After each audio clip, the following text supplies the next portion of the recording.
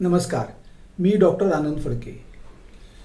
कोविडविरोधी लस ही आता बाजारात येईल असं लोकांना वाटतं आहे आणि त्याच्यामुळे ती लस ही परिणामकारक आहे का, त्यातून काही धोका उद्भवतो का, ती घ्यावी का, अशा प्रकारचे प्रश्न अनेकांच्या मनात आलेले आहेत. पहिल्यांदा लक्षात घेतलं पाहिजे की आज तरी ती बाजारात अशी उपलब्ध नाही की जी तुम्ही जाऊन विकत घेऊ शकाल.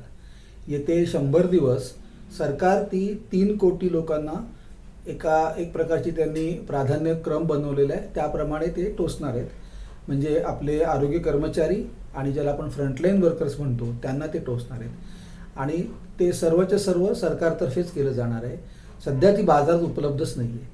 त्याच्यामुळे तुमच्यासारख्या सामान्य नागरिकाला आता मी उद्या लस घेऊ का किंवा पुढच्या आठवड्यात घेऊ का, याला असा पर्यायच उपलब्ध नाही आहे. साधारणतः एप्रिल अखेरीस झाली तर ती तुम्हाला उपलब्ध होईल. त्याच्यानंतरसुद्धा सरकारने आणि योग्य कारणासाठी असं ठरवलं की 50 वर्षावरील लोकांना पहिल्यांदा टोचायची.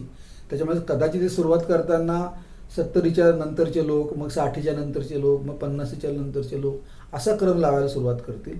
आणि तुमचा नंबर यायला जर तुम्ही 50च्या नंतर असाल तर त्यालासुद्धा चांगले 2-4 महिने लागतील आणि तुम्ही जर त्याच्या खालचे असाल तर त्याला आणखी वेळ लागू शकेल. ही सध्याची परिस्थिती आहे.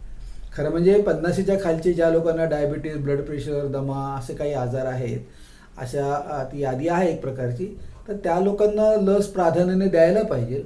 पण आत्ता तरी सध्याच्या सगळ्या सरकारची जी क्रमवारी आहे आणि जे काही करतायत त्याच्यामध्ये हे लोक कुठेच सध्या बसत नाही आहेत. त्याच्यामुळे आता सरकारने आपलं धोरण बदललं. मोठ्या प्रमाणावर खाजगी क्षेत्रातल्या डॉक्टर्सना समावेश करून घेतला किंवा स्वतःचाच फौजफाटा खूप मोठ्या प्रमाणावर वाढवला. तर इतर लोकांना, म्हणजे जे आपण प्राधान्य गटातले म्हणू की ज्यांना 50च्या खालचे आहेत पण ज्यांना कुठला तरी डायबिटीज, ब्लड प्रेशर, हृदयविकार अशा प्रकारच्या आजारांपैकी आहे, त्यांना लस मिळू शकेल. पण सध्या तरी काही त्यांना कोणाला तशी लस मिळणार नाही आहे. पण तरीसुद्धा ही लस खरोखर परिणामकारक आहे का आणि त्याच्यापासून धोका उद्भवतो का, असे प्रश्न विचारणं हे काही चुकीचं नाही आहे. त्याचं थोडक्यात उत्तर असं द्यायचं झालं तर आज भारतामध्ये सरकारने कोविशिल्ड नावाच्या सिरम इन्स्टिट्यूटने तयार केलेल्या लसीला परवानगी दिलेली आहे आणि ती स्वतः वापरत आहेत. आणि कोव्हॅक्सिन नावाची भारत बायोटेक या कंपनीने केलेल्या वॅक्सिनलाही त्यांनी परवानगी दिलेली आहे. ते सगळं सध्या सरकारी यंत्रणेमार्फतच दिलं जातं आहे. आता या लसींना जी त्यांनी परवानगी दिली आहे त्याच्याबद्दल एक प्रकारची कॉन्ट्रोवर्सी निर्माण झालेली आहे. त्याच्याबद्दल प्रश्न उभे केलेत आम्ही काही लोकांनी. कारण काय आहे की संशोधन करत असताना ते अनेक टप्प्यामध्ये केलं जातं आणि त्यातला शेवटचा टप्पा असा असतो की त्याच्यामध्ये ह्या लसीला साधारणतः 15 ते 20 हजार लोकांना ही लस टोचतात किंवा त्यातल्या निम्म्या लोकांना साधं सलाईन टोचतात आणि मग त्यांचा काही महिने पाठपुरावा करतात आणि मग त्यातल्या किती लोकांना कोविडचा आजार झाला आणि किती लोकांना झाला नाही याचं आकडेवारीची तुलना करतात. आणि मग असं लक्षात आलं की ज्या लोकांना लस दिलेली आहे त्या लोकांमध्ये कोविड होण्याचं प्रमाण फारच कमी आहे किंवा जवळजवळ नाहीच. या उलट ज्यांना लस दिलेली नाही, ज्यांना सलाईन दिलेलं आहे पण टोचताना त्यांना कळालेलं नाही की आपल्याला सलाईन दिले का लस दिलेली आहे, अशा लोकांना मात्र इतर लोकांप्रमाणेच कोविडचं प्रमाण त्यांच्यामध्ये आहे. असं तुलना केल्यानंतर जे हातामध्ये माहिती येते त्याच्या आधारेच परवानगी द्यायची असं खरा नियम आहे. हे शास्त्र आहे. भारताच्या कायद्यामध्ये सुद्धा असं म्हटलेलं आहे. पण त्यांनी काय केलं, कोविशिल्ड ही जी लस आहे सिरम इन्स्टिट्यूटने तयार केलेली, ह्याला परवानगी देताना त्यांनी इंग्लंड आणि ब्राझीलमधला जो अभ्यास झालेला आहे माणसांवर, त्याचे जे काही परिणाम झाले त्याच्यातून असं लक्षात आलं की ती लस परिणामकारक आहे. 60% 70% लस ती परिणामकारक आहे. पण भारतामध्ये जो काही त्यांचा अभ्यास चालू आहे भारतातल्या व्हॉलंटियर्सवर, स्वयंसेवकांवर, त्याच्याबद्दलचं पुरेसे आकडेवारी त्यांच्या हातामध्ये नव्हती. त्याच्यामुळे त्यांनी जेव्हा अर्ज केला सिरम इन्स्टिट्यूटने तेव्हा ती आकडेवारी त्यांनी मांडलीच नाही सरकारपुढे. आणि त्याच्यामुळे सिरम इन्स्टिट्यूटला जी परवानगी मिळालेली आहे त्याच्यामध्ये त्यांनी काय केलेलं आहे की त्याच्या आधीच्या टप्प्यामध्ये भारतातले जे व्हॉलंटियर्स होते त्यांची रक्ताची तपासणी केली, ज्याला पहिला आणि दुसरा टप्पा म्हणतात. की पहिल्या काही लोकांना, अगदी मुठभर लोकांना ती लस देतात, त्यांचं रक्ताची तपासणी करतात आणि त्याच्यातून लक्षात येते की त्यांना काही त्यात धोका बिका तर नाही ना, पहिली गोष्ट म्हणजे. असा पहिला टप्पा असतो. नंतर दुसऱ्या टप्प्यामध्ये आणखी काही लोकांना लस देतात आणि त्याच्यामध्ये असं लक्षात येतं की त्याच्या रक्तामध्ये प्रतिकारशक्ती निर्माण होते की नाही हे मोजतात. आणि त्याच्यातून मग असं कळलं, आणि चांगली गोष्ट अशी की या दोन्ही लसींच्याबद्दल अशी माहिती हाताशी आलेलीच आहे की या दोन्ही लसी दिल्यानंतर एक तर सुरुवातीला कोणामध्येच गंभीर दुष्परिणाम आढळलेले नाहीत, आणि दुसरं म्हणजे या दोन्ही लसींबाबत रक्तामध्ये खूप चांगले प्रतिकारशक्ती निर्माण झालेली दिसते. पण तरीसुद्धा प्रत्यक्ष कोविड आजार त्यामुळे रोखला जातो का हे बघण्यासाठी ही सगळी माहिती हाताशी आवश्यक असते. आणि ती माहिती नसतानाच इंग्लंडमधल्या आणि ब्राझीलमधल्या स्टडीच्या आधारे त्यांनी ती परवानगी दिलेली आहे. त्याच्यामुळे पुरेसा माहिती हातामध्ये नसतानाच परवानगी दिली गेली हे काही विज्ञानाला धरून नाही आहे. आणि म्हणून अनेक लोकांनी, आमच्यासारख्या अनेक लोकांनी त्याच्याबद्दल शंका उपस्थित केलेली आहे. तर थोडक्यात याचा अर्थ असा नाही की ती लस बोगस आहे, त्याचा उपयोग नाही आहे, आणि अशी शक्यता बऱ्यापैकी आहे की ती लस खरोखर उपयोगी निघेल.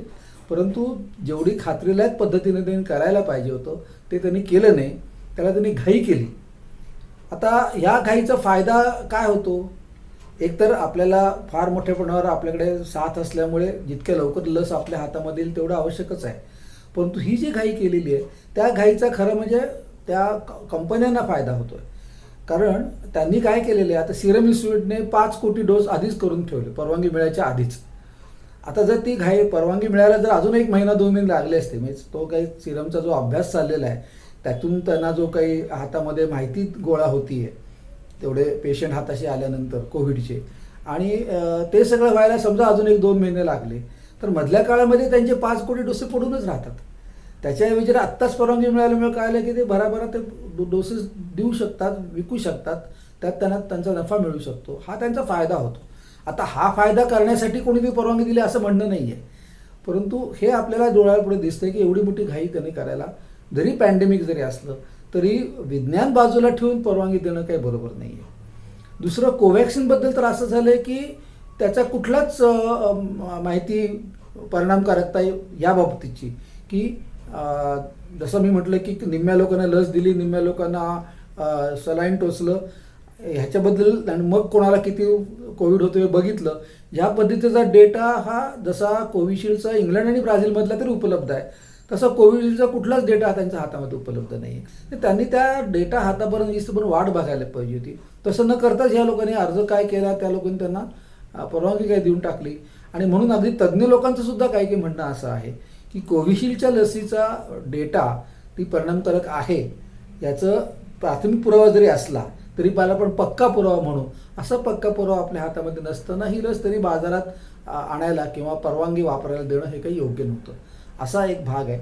आणि पण सगळी बेरीज केली तर आम्हाला असं वाटतं की लस घ्यायची नाही असं करू नये. फार तर काय होईल, त्याचा फारसा परिणाम होणार नाही, ते आपल्याला काही दिवसात कळणारच आहे. धोका नाही आहे त्याच्यामध्ये. तर तुम्ही म्हणाल की धोका नाही असं कसं, अमुक ठिकाणी तमुक माणूस गेला, तमुक ठिकाणी तमुक असं मी ऐकतो. तर खरं सांगू का, कुठलीही नवीन लस घेतली किंवा जुनी लस सुद्धा जर घेतली त्याच्यामध्ये काही प्रमाणाने धोका असतोच. आज आपल्या देशामध्ये तुम्हाला माहिती, लहान मुलांना जवळजवळ 2.5 कोटी बाळं जन्मतात भारतात दरवर्षी. त्या सगळ्या 2.5 कोटी मुलांना 6 वेगळ्या प्रकारच्या लसी दिल्या जातात.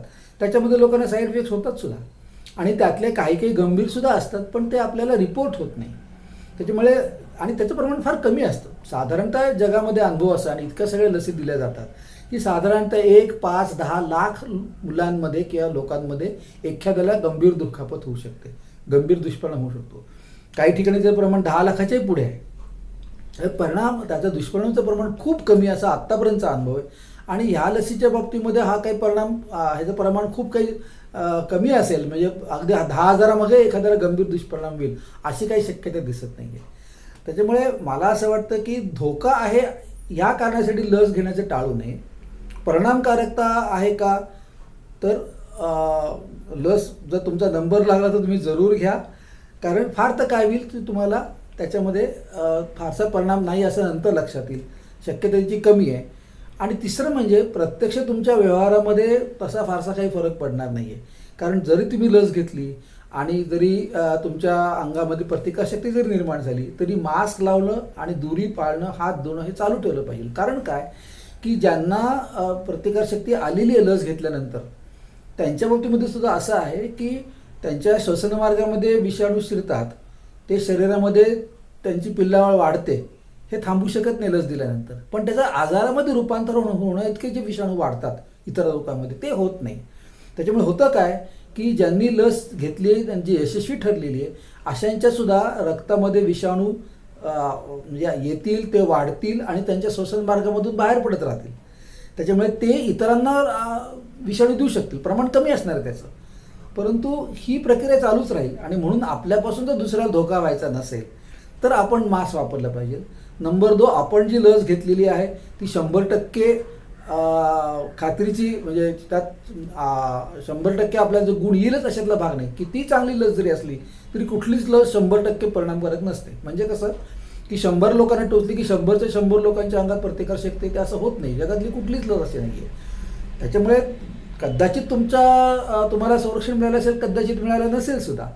हे सगळं लक्षात घेता ही आपली जी नेहमीची काळजी आपण घेतो की मास्क लावतो, 6 फूट दूर राहतो, हात वारंवार धुतो किंवा छोट्या बंद खोलीमध्ये फार काळ मीटिंग्स घेणं असं करत नाही आहे, मोठ्या हॉलमध्ये अनेक लोकांनी जमवून घेऊन कार्यक्रम करणं असं आपण टाळतोय. ही सगळी जी काय आपल्याला काळजी घ्यायची ती आपल्याला घ्यावीच लागणार आहे. फक्त त्याच्यातून होणारा जो धोका आहे तो धोका दिवसेंदिवस असाच कमी होते. म्हणजे लस न घेता सुद्धा आज आपल्याला असं दिसतं की कोविडचा धोका कमी होत चाललेला आहे. पण लस घेतली की तुम्हाला अधिक चांगलं संरक्षण मिळेल हे आपल्याला लक्षात घेतलं पाहिजे की लसीचा परिणामकारकता असेल आणि मुळातच धोका खूप कमी झालेला आहे. म्हणजे असं होतं की सप्टेंबरच्या पहिल्या आठवड्यामध्ये आपल्या देशामध्ये रोज 1 लाख नवीन केसेस होत होत्या, रोज 1 लाख नवीन केसेस. आता ते प्रमाण रोज 10,000 नवीन केसेसवर आलेलं आहे. इतकं म्हणजे 90% प्रमाण कमी आलेलं आहे. आता उरलेलं 10% प्रमाण कमी व्हायला आणखी वेळ लागेल, काही 6 महिने लागतील. त्या काळामध्ये तुम्हाला जर मोकळेपणे वावरायचं असेल तुलनेने तर तुम्हाला लस घेण्याची आवश्यकता आहे. आता आणखी एक प्रश्न लोक असं विचारतात की मला कोविड होऊन गेलेला आहे, मग आता मी लस घेणं आवश्यक आहे आणि घेतलं तर काही तोटा तर होणार नाही ना. तर एक तर म्हणजे ज्यांना कोविड होऊन गेलेला आहे त्यांना ताबडतोबीने येते काही महिने तरी कोविड होण्याची शक्यता नाही आहे. त्याच्यामुळे लस घेतली पाहिजे असं अजिबात नाही आहे. नंबर 2, जर तुम्ही लस घेतली त्याचा तोटा होणार नाही आहे. म्हणजे दुसरा डोस तुम्हाला जणू मिळाला लसीचा असं त्याचा अर्थ होईल आणि चांगल्यापैकी प्रतिकारशक्ती तुमच्यामध्ये येईल. धोका मात्र तुम्हाला नाही आहे हे मात्र निश्चित लक्षात घ्या. त्यातून सुद्धा तुमचा माझा नंबर लागेपर्यंत काही महिने अजून जाणार आहेत आणि या 3-4 महिन्यामध्ये काय होतं ते आपल्याला कळेलच आणि मगच तुमच्याकडे ती लस येणार आहे. तोपर्यंत सध्या तरी तुम्ही ह्या मुद्द्यासाठी काळजी करू नका आणि आपली झोप उडू नका. धन्यवाद.